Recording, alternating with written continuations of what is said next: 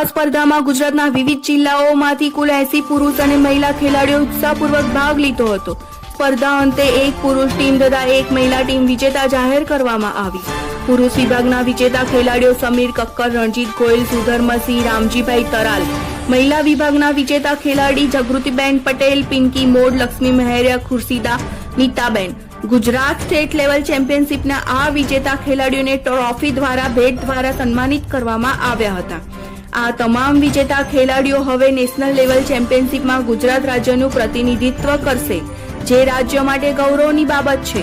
રવિવાર તારીખ 8/2/2026 રોજ વ્હીલચેર અલ્ટિમેટમ ઇન્ડિયા દ્વારા KN સ્પોર્ટ્સ એકેડમી ખાતે Ahmedabad wheelchair Frisbee state championship ગુજરાતનું સફળ આયોજન કરવામાં આવ્યું હતું।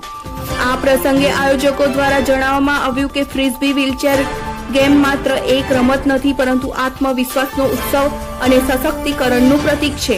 આ રમત પેરા સ્પોર્ટ ક્ષેત્રે ભવિષ્યમાં દેશ અને વિશ્વ સ્તરે મહત્વનું સ્થાન પ્રાપ્ત કરશે તેવી આશા વ્યક્ત કરવામાં આવી।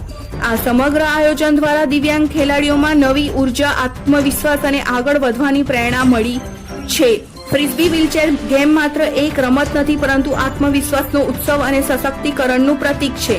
આ રમત પેરા સ્પોર્ટ્સ ક્ષેત્રે ભવિષ્યમાં દેશ અને વિશ્વની સ્તરે મહત્વનું સ્થાન પ્રાપ્ત કરશે તેવી આશા વ્યક્ત કરવામાં આવી। આ સમગ્ર આયોજન દ્વારા દિવ્યાંગ ખેલાડીઓમાં નવી ઉર્જા, આત્મવિશ્વાસ અને આગળ વધવાની પ્રેરણા મળી છે।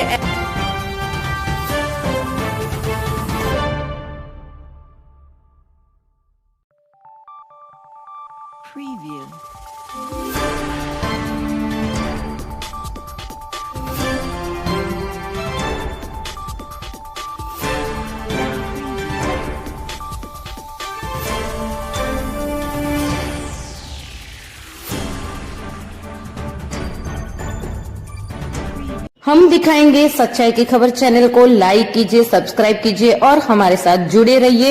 हम दिखाएंगे आपको सच्चाई की खबर।